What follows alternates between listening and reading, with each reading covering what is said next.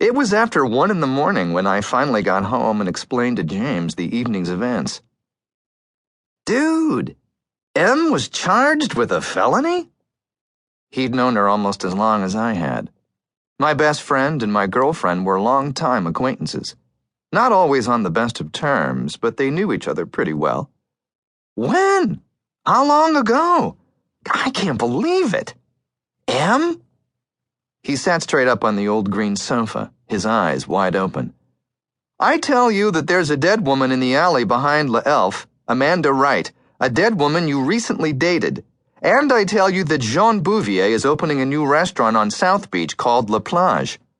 I just explained that Amanda had been appointed executive chef at that restaurant, and I share with you that we spent an hour waiting to be interviewed by the cops, and this is your only surprise?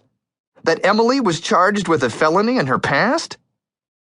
He looked somewhat chagrined. Skip, it's a scary story.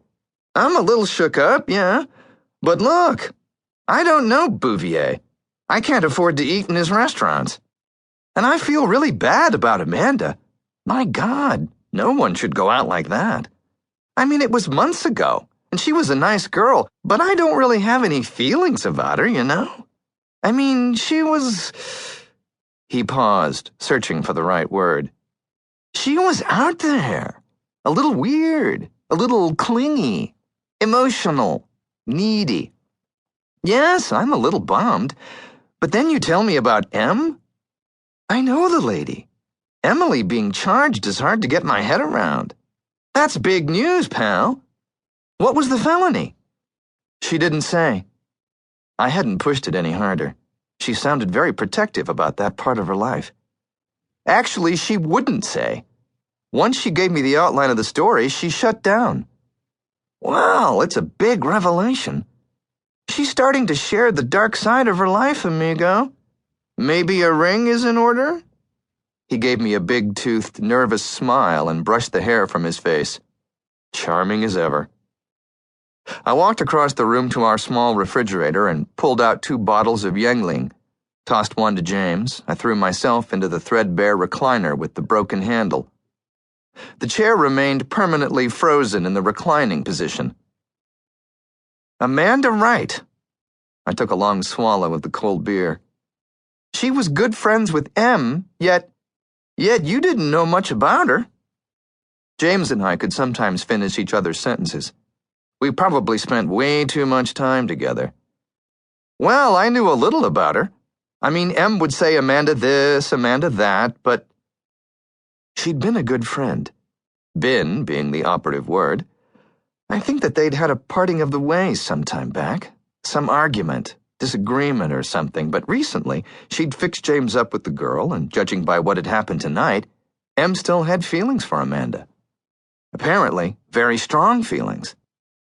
When she dropped me off at my crappy apartment in Carroll City, before she drove back to her 23rd-story condo overlooking Biscayne Bay, she'd once again warned me against bringing up the felony charges. Pretend I never mentioned it, Skip. Giving me a cold, hard look, she peeled away in her sleek sports car without so much as a goodnight kiss. Dude! James was concentrating on the murder. I haven't seen Amanda in a couple or 3 months. Hell, when was the last time we went out? I seriously can't remember. Didn't even know she was working at La Elf. You know, I picked her up and we went to a movie the first time.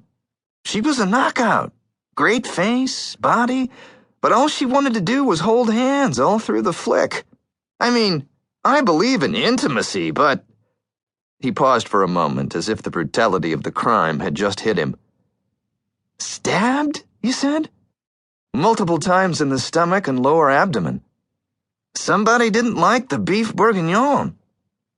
I didn't know if he was trying to be funny or mask his shock. At least we are out of it, James. The cops talked to everyone there, and I'm sure they're going to have some leads. They were very thorough. And, James, what exactly is a sous chef? Come on, you should know that. You've watched enough of the Food Channel with me.